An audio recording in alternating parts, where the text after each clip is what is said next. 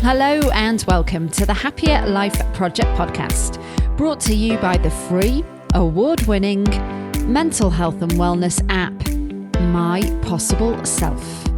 I'm your host, Gabby Sanderson, and today we're exploring how visualization and mental fitness can transform the way you think, feel, and perform, especially when life throws challenges your way. Mental fitness is all about training your mind, just like you would do your body, building resilience, focus, flexibility, and emotional strength to handle life's hurdles. And today's guest passionately believes the quality of your life is a direct reflection of the quality of your thoughts, emotions, and beliefs. Joining us is Maya Raichoora, one of the UK's leading experts in mental fitness and visualization. Maya's an award-winning entrepreneur, the founder and CEO of Remap Mental Fitness, and has just made history as Nike's first ever mental fitness and visualization trainer. Maya's worked with major brands, as well as athletes and top business leaders. So we're absolutely thrilled she has taken the time to share some of her wisdom and expertise with you today.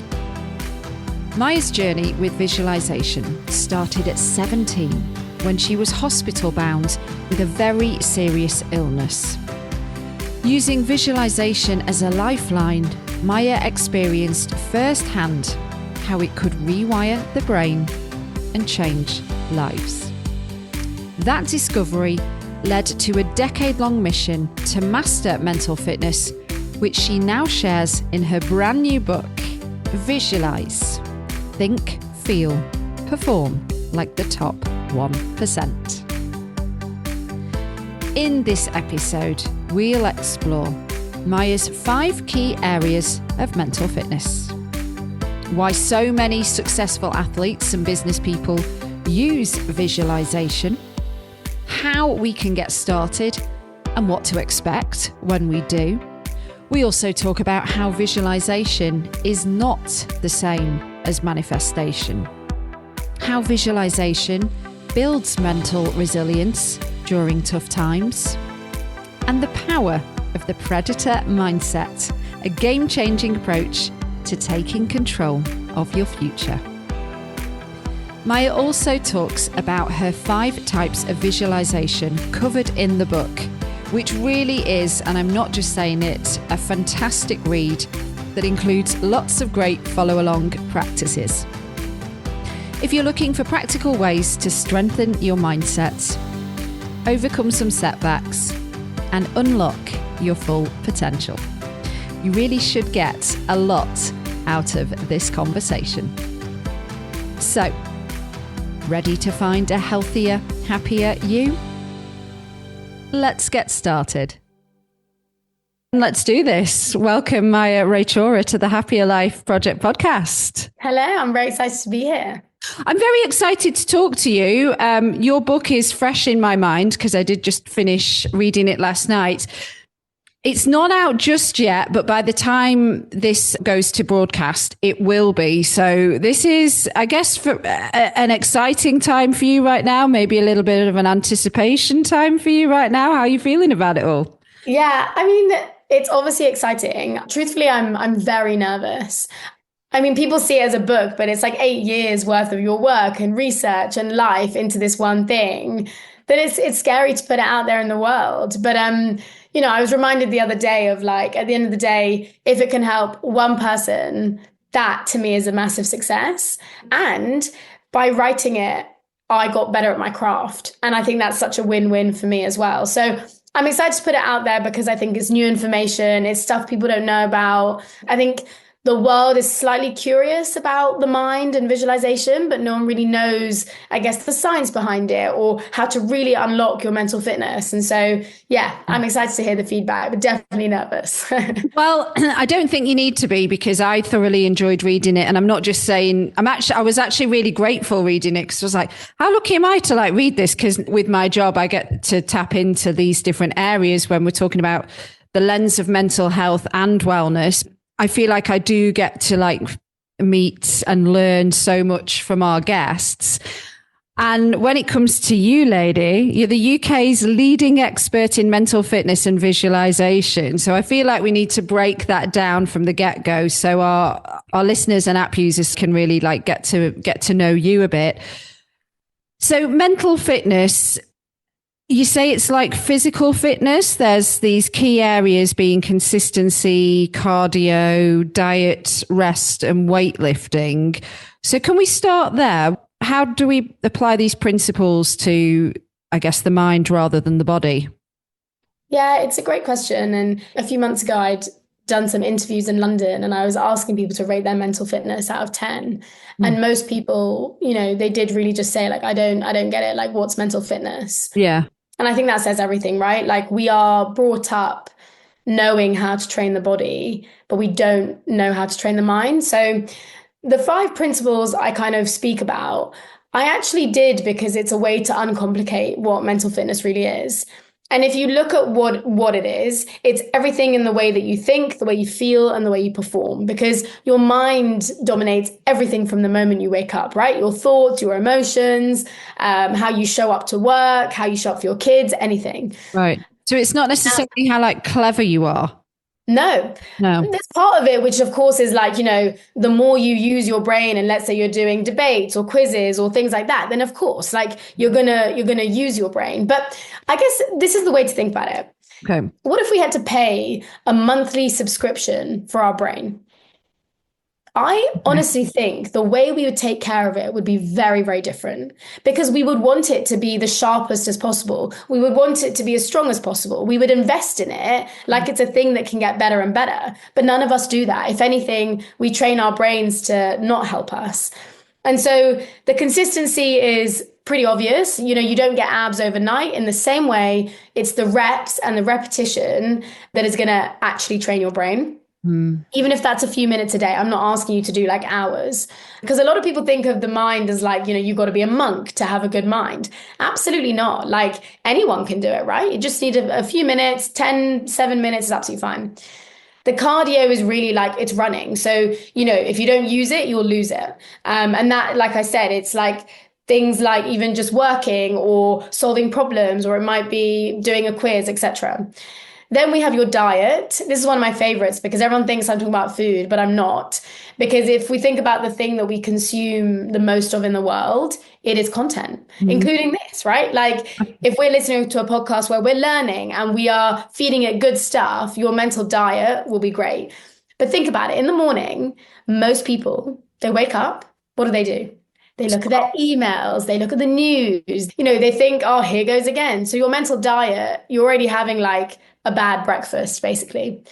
Then we have the rest. Again, a bit obvious, but a lot of people, we just go to bed worrying about the same stuff, and then we wake up worrying about the same things. And so rest is really how you actually giving your mind a bit of a break, some space. And then the last thing is the weightlifting. So this is where we are strengthening the muscle of the brain. We're making it better so that you can be more resilient to life, but also perform better, achieve your goals.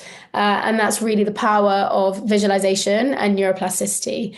So those are the 5 key areas. It's just a great way to actually think about how we can improve our mental fitness. Thank you for breaking that down. When you were talking, I was just thinking about how when we look at content, but then also rest, I think people digest the kind of content we want to rest is maybe actually the stuff that is numbing our brain rather than strengthening our brain as well. It's things that we don't really need to think about too much, Yeah, well, we can get into that. So visualization, understanding visualization's significant role, I guess, in mental fitness.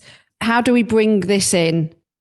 Yeah. So, the term visualization, I think, is thrown around a lot. Yeah. And generally, people talk about it in terms of like manifesting. Yes. Now, I want to kind of debunk that myth because everything I have learned about visualization and practiced really comes from deep neuroscience and athletes.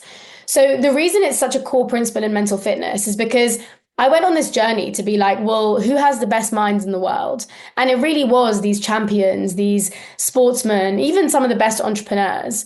Hmm. And the thing that they were doing that others weren't was it was really how they were training their brain.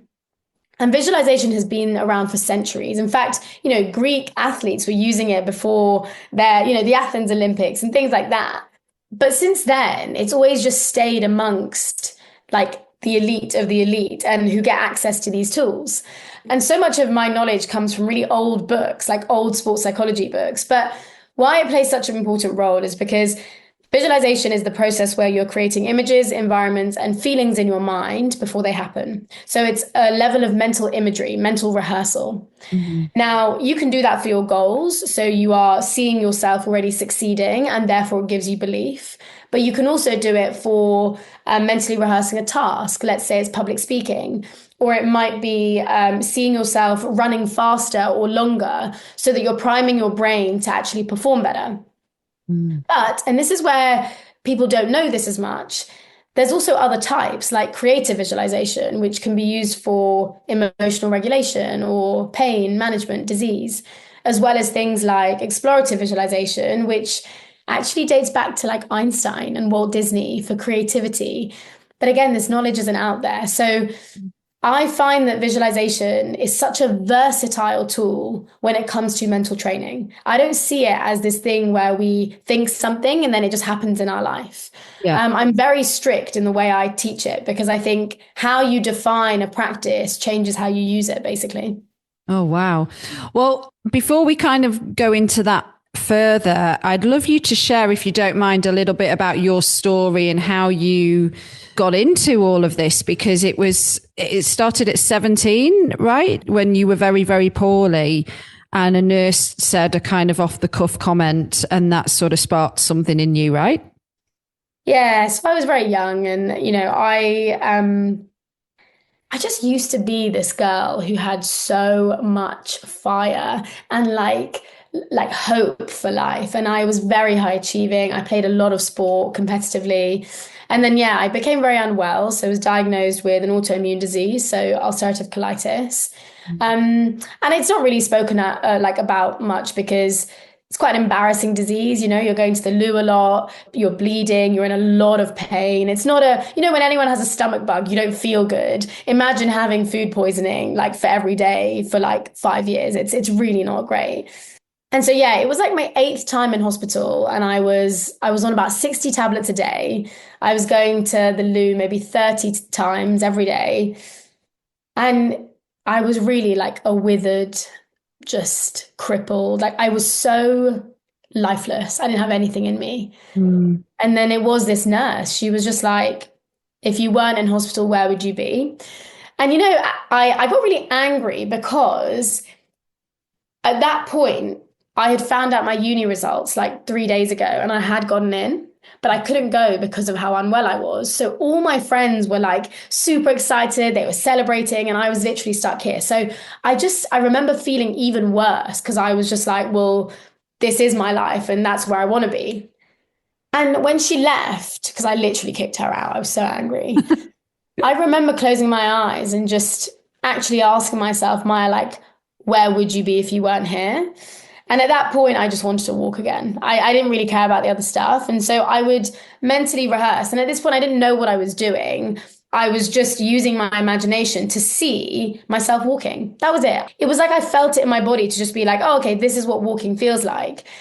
And, it's not that I then suddenly started walking, but it like prompted this thing in me that was like, well, what if actually I could do that? What if I could make that happen? Because for so long I got told, you can't do this, you can't play sport again, you can't go to uni. And that's such a damaging word. Yeah. But this showed me that, well, what if I make this my goal? So I just kept going. I kept going and going and I kept rehearsing it. And then eventually, I gained enough strength to take a few steps, and then I was walking, and then, eventually left hospital, sorry. And that's when I just really dedicated my life to learning about why my brain helped me in that situation. And I went really deep, and I trained with like neuroscientists and athletes and my own teachers, and just realized that the mind is capable of helping you so much in these situations or harming you. It can keep you sick and ill and stuck, or it can be the thing that really helps you get out of it. And today obviously it was a very long journey and there are lots of different things at play, but I am so grateful that today I'm like the happiest and healthiest I've ever been. I'm not on any medication. I don't have any symptoms. And I genuinely I know that how I trained my mind played a huge role in that, a huge role. Wow. I mean, you do bring it up in the book about your brain doesn't know the difference between what's real and what's in its imagination. So I mean, without getting too scientific, like how the heck, if you have got some really debilitating illness, does your body then start to heal itself because the brain is convinced it's healthy? Do you even know? Yeah, I think it's really interesting. I think the language here is important because I use visualization in many different ways. Like, for example, creative visualization, I use to really help my pain. So I would visualize my pain as these piranhas that were eating my colon. And because, again, the brain struggles to know if it's happening or not, it was helping me relieve it, but also take more control over it. The thing is, it's not to say that when you're visualizing, you can just convince yourself that you're healthier. It's not so much that. I think the point is that all that time, what I was visualizing and what I was seeing was me being ill for the rest of my life, right? Because I was getting told, you can't do this, or you will need 24/7 care. They were the images that were going through my head. And so I was giving myself no chance, none at all, to get better. Whereas when you can help your mind, even just see a bit of hope, see a bit of possibility, I think so much more can happen. And so, yes, there's an element of, and this has been studied so much, like the placebo effect. And there's a great writer, David Hamilton. He's done so much research in this area where, take, for example, there were two groups of people who they were getting tested, they were getting rubbed poison ivy on their arms. And one group, the plant was rubbed on them and they obviously came out with boils and rashes and it was quite painful. The second group, they also got rubbed and it was about 80% of them developed symptoms. What they then realized and what they got told is actually they weren't rubbed with poison ivy, they were rubbed with a harmless shrub. And I think this just shows that your brain is so, your brain believes what you tell it. So if you are there telling it, oh my God, I'm getting rubbed with poison ivy, your body reacts. Yeah. But actually, if you tell it, actually, this is a harmless shrub, and they did the opposite, they reversed it as well. So the brain is pretty amazing in the way that the thing you tell it the most and what it becomes most familiar with, that is what it will move towards. And because I was visualizing myself walking again and again, or seeing myself, pain-free or whatever, it's not that it was magic, but what it was doing is it was teaching my brain and body to go more towards that, find opportunities towards that, have hope towards it. And I think that is all you need when you are at rock bottom. And obviously now I use it for other things, not just illness. And so that's where that connection between the mind and body is incredible. It's so fascinating. We've had previously Ellen Langer on the podcast, and she's done lots of studies. I can see you nodded your head, so you know who I'm talking about. Yeah. I did find it just crazy, some of the things, people being told that they were fitter. And so they were doing tests a few months later just by every day being told that they were fitter or stronger or whatever, and then seeing the physical results. It's mind blowing. And I feel like with this research, probably only just scratching the surface, you would know more than me. Can these techniques work for anybody then? Yeah. So everyone and anyone is probably visualizing on a daily basis anyway. But the one thing to be slightly aware of is about 2 to 3% of the population has something called aphantasia. Now, aphantasia is where, let's say I said to you, I want you to think about a beach ball. For some people, their imagination is genuinely black. Like they can't see it. They may understand the concept of what a beach ball is, but they can't actually see the ball. Now, in my research, what I found is that there's two things here. Because visualization also encompasses things like emotions and other senses, like what you can smell, what you can taste, not just what you can see, people can still visualize. It may make the actual visualization a little bit less effective, but you will still gain benefit from it. The other thing I found was that some people can actually get better at it. So even if you have aphantasia, with practice, you can start to see images. So I once spoke to this Olympic swimmer, and she said to me when she was training when she was young, her coach made the whole team visualize, and she just couldn't see anything. She didn't understand what people were doing. She kept doing it, but she didn't understand. 5 years later, she actually started to see images a bit more because I guess she was using that muscle. She was, again, helping the brain, see the images. And she also used photos, memories, old videos to help the brain. So the great thing is it's also a skill that can get better. Wow. And if you do have aphantasia, that doesn't mean you can't visualize, no. But I would suggest, maybe writing or using photos or giving yourself a little bit more grace as you do it. But one thing I will say is I think I'd be a bad coach or expert if I said that visualization is the only tool you can use. It's a bit like going to the gym, right? You've got to try out different things. Some people might like the weight machine. Some people might like, the rower. That's okay. The point is be open-minded and try it for at least 30 days. And if it doesn't have any effect, then cool. But that's not going to be very likely. And also there's no harm, right? You are literally giving your brain good training. But sometimes people will be like, oh my, I did this visualization. I just don't think it works on me. I think that's like saying, okay, I went for a walk yesterday and it just didn't work for me. It's that similar thing. Mental training doesn't always have like a crazy feeling after. It can do, but it doesn't always. The point is, it's the consistency and the repetition and the process of it. Well, I'm sure people listening right now would want me to ask, how long does it take usually to see results? And how much effort do we need to put in every day? Say we've got this goal of a career change or a new relationship, because you can apply it to personal life as well, right? It's not just about the career or necessarily the health. It seems like it's quite flexible in terms of what you want the outcome to be. Yeah. So look, it's a big question and it really does depend, because the great thing, so let's say if you were using visualization, you're about to go on stage, you're doing a public speaking thing, maybe you're doing a presentation at work, and you spend maybe 3-4 minutes mentally rehearsing how you want to walk on, you speaking with confidence. That effect is going to be pretty immediate. You will naturally feel a bit better before you go on stage. If you do that consistently and repetitively, at least maybe 8-10 times before that presentation, your brain would have done it 10 times. So you're going to perform better no matter what. You're going to have a much better trust and confidence in yourself. Now, in the long term, if you kept doing that, which is exactly what I do, your general standard of performance and public speaking and the skill of it levels up. Because you have been getting better at the skill in your brain before you've actually done it.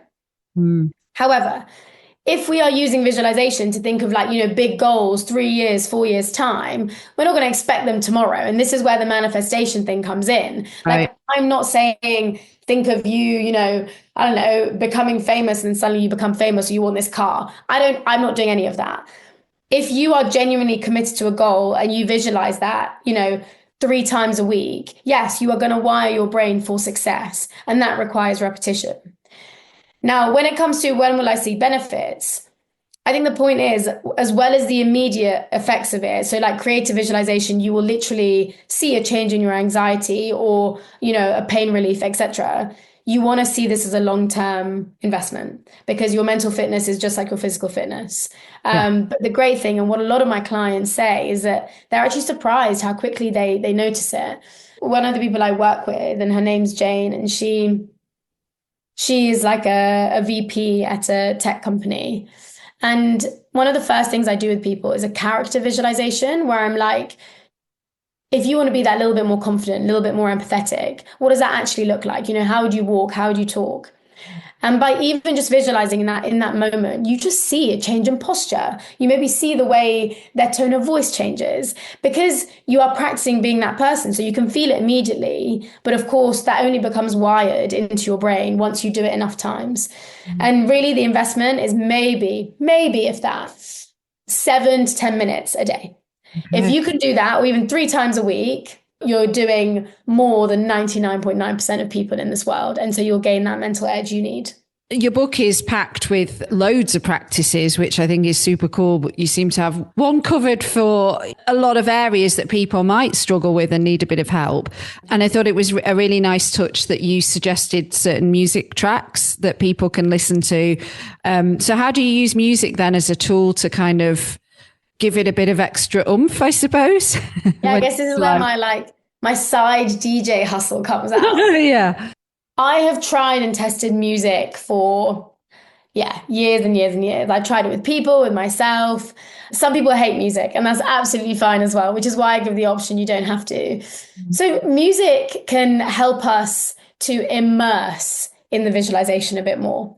And sometimes when it's goals or it might be, a performance, you want to feel a bit more pumped up about it. Yeah. And I wanted to start changing this narrative that, when you're training your mind, you just have to be in silence and it has to be very like spa music. It doesn't have to. It can be bold. It can be cinematic. It can be, I sometimes listen to Pirates of the Caribbean as my soundtrack because it gets me like pumped for what's to come. Right. Now, it doesn't always have to be like that. And some of the music is a little bit more, quiet and relaxed. I think the key is any of us can say that when we listen to a great tune, our body posture can change, our state of being can change. Yeah. So in the same way, why don't we take advantage of that? Just as you are visualizing, you can take it even further by letting that music immerse yourself in that experience even more.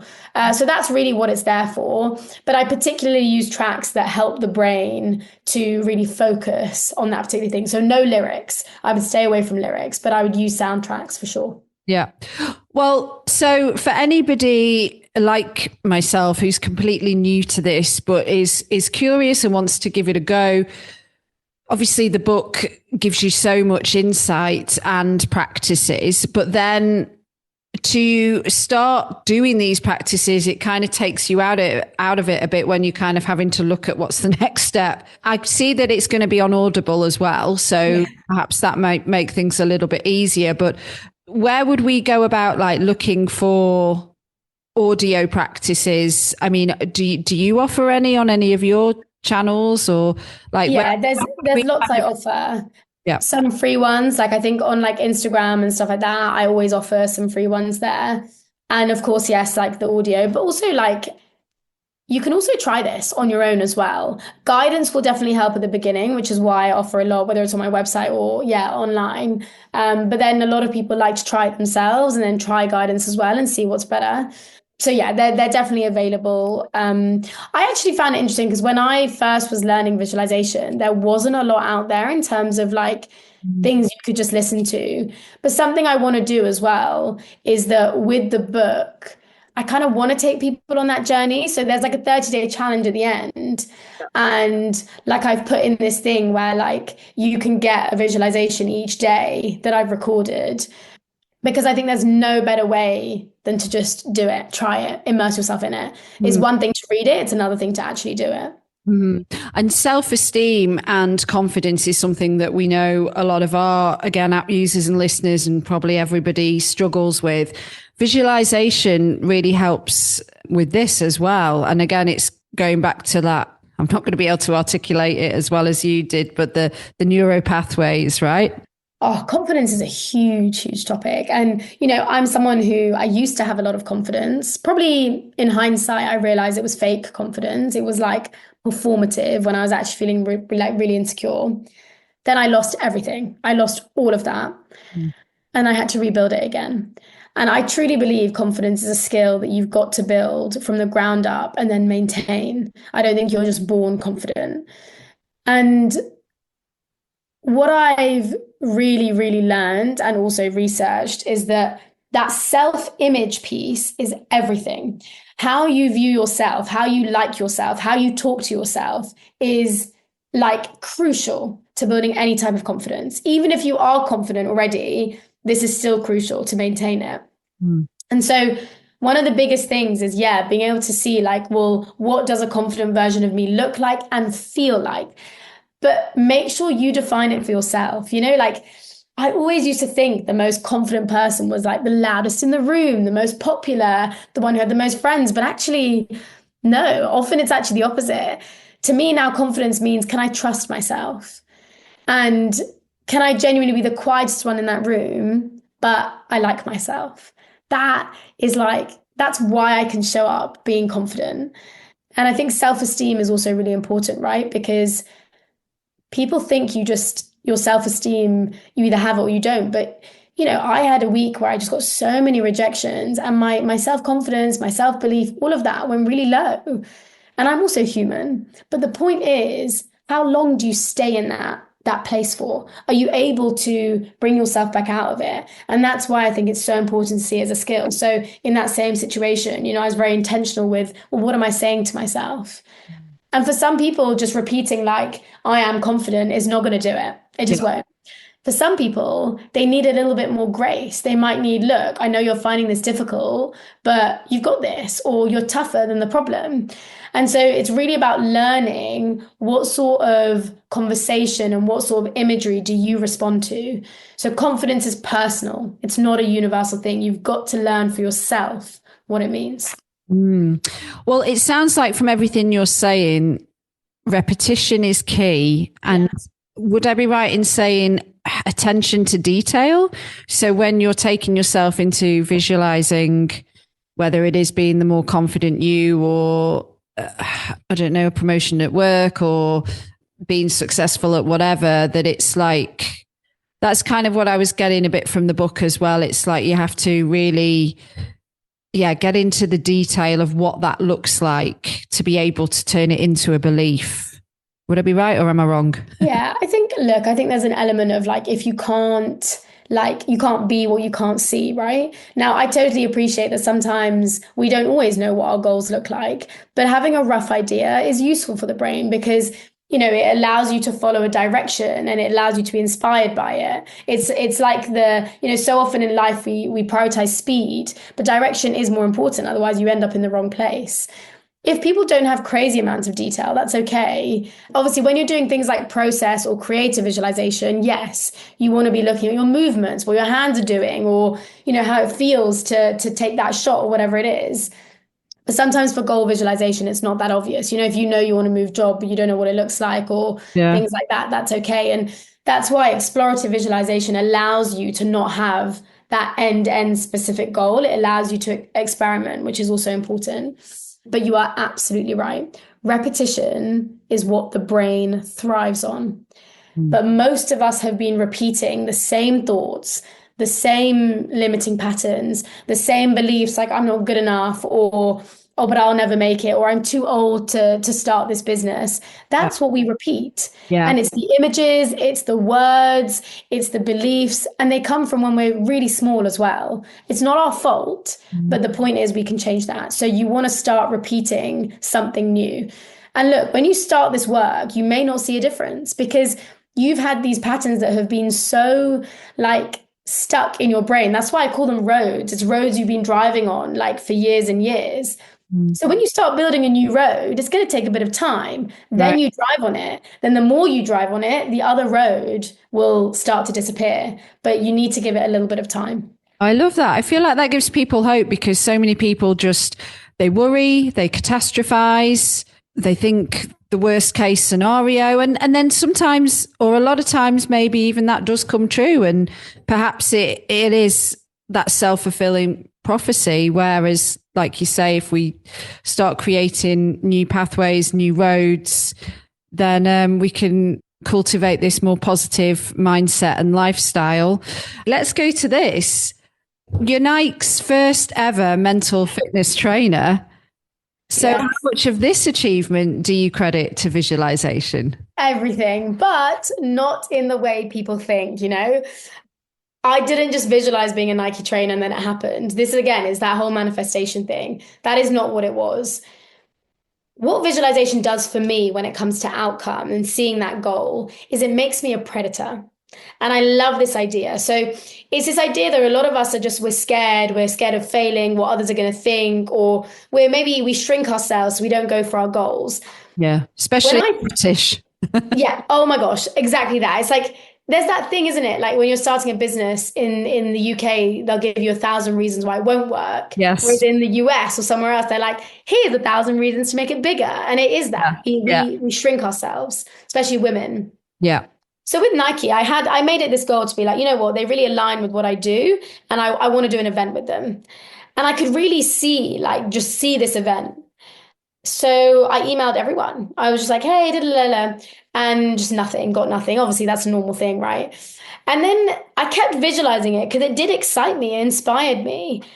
And every time I then walked past a Nike store, it pushed me to be like, well, just go and ask them. Tell them about your vision, explain it to them. And again, I wasn't met with the warmest reaction, but it was a bit like, oh, we've never done that before, not sure. And I kept going. And, every no wasn't nice. But again, that predator in me was like, well, it doesn't matter if you lose. If you want it, you keep going. And then it was like on the 6th or 7th visit, they finally were like, yeah, okay, let's try it. And like, it was just a huge success. And they were like, well, why have we not done this, like more of this? And that's when I shoot my shot. I'm like, I want to pioneer this. And I think you guys are great to do that too. And look, it took a bit of time and conversation, but then I truly think I can make more impact by pioneering it with a company like that. And they've been amazing. And, some of the stuff that we're doing where they have been so excited to welcome mental fitness and try it and do it is awesome. So I'm super proud to be bringing this part of fitness and I guess that champion mindset to all of it. So, yeah. That is such an inspiring story. Working with your clients, have there been any that come to mind, major success stories that even you were surprised at, like how much putting this visualization practice into, a rigorous daily, I don't want to say rigorous actually, because if we're talking like 10 minutes a day, it's not exactly, Yeah, anyone can do that. Anybody can do that. But yeah, is there anything that comes to mind where you've been like, wow, the power of the mind, I mean, I feel like I don't need any more convincing on that, but yeah, totally. It is the most fulfilling thing to watch people get stronger. Oh my God, it's why I do my work. And I have worked with people, everyone from someone who is in a debilitating condition, who, has worked on their pain and their goals of just sitting by the beach and they literally make it happen, to then players or footballers on world stages who find a new zone of genius and a type of flow and a character on court or on pitch that mean they get further than they ever have. And that's amazing. But then also the small things, I have a client recently who really struggles with saying no in social situations. And just by mentally rehearsing, literally saying no. And I know it sounds a bit like, well, isn't that a bit obvious? But no, because if you're in a habit of it, you probably won't act like that. So just by disrupting those behaviors or those beliefs about ourselves is huge. One of my favorites one is I worked with this woman that she just never let herself be fully who she wants to be as a leader and as a mom as well. And watching how she just owns who she is and how she hasn't just reached her potential, but she's just gone beyond it, I think it's epic. So what I love about it is that the different ways you can use visualization can apply it to anyone then. So I get a lot of people tell me about public speaking, and this is where I see such an intense effect there, because you are literally getting better at the skill in your brain. And so many people have gone from like having such a fear of public speaking to not only enjoying it, but performing really, really well. And I go and watch my clients in all their speaking gigs because I think it's awesome. It's amazing to be able to like witness it. There's such a wide range, but what I would say is like, no matter how small or big the impact is, it's worth it because they all compound. It compounds very quickly, which is really exciting. So then I just feel like I need to squeeze in for people that are inspired listening to this and they want to give it a go. If they're like, oh, why is it not working? Why is it? Because this must come up with your clients, especially like the newbies that are just getting going on this, because the world is instant now. We want to buy something, it's Amazon, it's like we can watch literally whatever we want on the TV. We don't have to wait a week for the new episode to come out, So we're used to just getting pretty much what we want straight away. And I feel like with this, literally the world would be a very different place if we could just visualize one day and then the next day it appears in front of us, Yeah. I think take out the language, does it work? Because if you're going to go into it with that, then you're going to find a reason why it doesn't. That's just how the brain works in itself. Go into it curious, open-minded, and all I ask is give it 30 days. Even if you are trying it 3 times a week or something, but like what I sometimes find is some people won't connect as much with outcome visualization, but they love process visualization. It helps them focus more, be more productive. Some people really resonate with creative, but don't love explorative, and that's okay.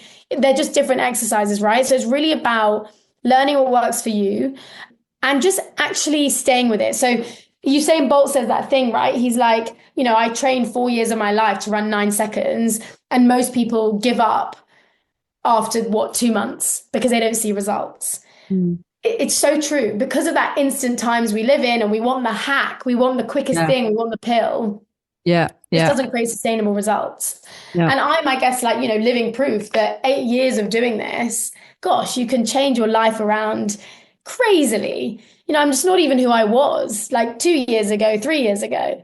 And that is cool. When you take control and ownership of your brain and you invest in it, again, think of it like, if I'm paying for this every month, well, then how would I treat it? So let go of this idea of like, does it work? And more be open to the process and learning it as a skill, mastering it as a skill. Because if Ronaldo did it, Serena Williams, Michael Phelps, well, why shouldn't you? Why shouldn't you train your brain for success or confidence as well? I love that. We do a signature sign off and it's called the Happier Life Project's Last 5 in 5. It's the same 5 questions that I ask every guest to conclude the episode. They're more like quick fire, so they don't take very long.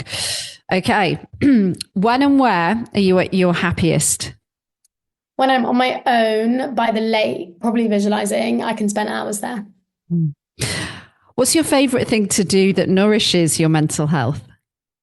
Well, obviously, other than visualization, I dance every morning. I wake up, put headphones in, and I just dance everything out. I literally shake off any stress, any thoughts, any dreams. I just shake it off. So dance. I love that. What piece of advice do you now know that you wished somebody would have told you earlier that would have made you a happier person? It is difficult to find happiness in oneself, but it's impossible to find it anywhere else. And that's Schopenhauer. It's the idea that going within is tough, but you cannot find it externally. So you might as well go where you could find it. What is the most important one thing that needs to change to make the world a happier place? More mentally fit people. I mean, we all went to PE. Why did we not learn about mental education either? And finally, what is a simple, actionable first step that we can take when it comes to becoming more mentally fit that will help us on our mission to building a happier life? Well, firstly, listening to this, which is great. I think just start getting curious about your brain. Be self-aware. Notice, when am I thinking a bit more negatively? Or, when am I actually feeling really like confident? Start getting curious, and then you can start improving or making changes. But if you don't know where you're at or where your brain's at, how are you meant to improve? And of course, like anything with the book or content or more things around this area, is always good to just soak in that knowledge. Yeah. Fantastic stuff. Maya, thank you so much. So for more on you, your Instagram is Maya, spelled Maya.mental.fitness. Your website is Maya Raichoora.com. And Visualise, we can say it's out now because by the time this airs, it will be. Yeah. Available on hard copy from all the usual places and also on Audible. Are you narrating it? Yes, I did. It was a physical, very challenging. It's like 18 hours of constant talking, but it was fun. It was worth it. Wow. I'm excited for you. And you do live events as well, right? Predominantly in London, I'm assuming. Yes, London, but we've got some in like Manchester, and then I think we'll go on. We'll make it a tour soon, I'm sure. Yeah, like I said, we'll put all the links to you and your work in the show notes so people can keep an eye on you. And I do really, really recommend the book. Like I said, I loved reading it, and I'll definitely read it again because I feel like it's one that you do return to, to just make sure you. Yes. Even I will. I think it's just like a Bible for everything to do with that, that's how I designed it, which is good. Yeah. Great to meet you. Thank you so much for today. Super appreciate it. Thank you. No, thank you for the questions as well. And for reading the book and taking the time to do it. It's Gabby back with you. Thanks again, Maya. I am really looking forward to rereading Visualise, which is out in all the usual places now. And thank you to you, my friends, for listening to this episode of the Happier Life Project. Now for the important housekeeping, and then I'll say farewell. If you are suffering with your mental health, there is a crisis button on the My Possible Self app, which will signpost you to the correct information for immediate expert advice. If you're not listening to this podcast on the My Possible Self app, if you're listening on one of the podcast platforms, the app is completely free to download, so you don't need to worry about it costing you anything. If you are in crisis or you think you may have an emergency, please do call your doctor or the emergency services immediately. The views expressed in this podcast are solely those of the interviewer, which is me, and the interviewees.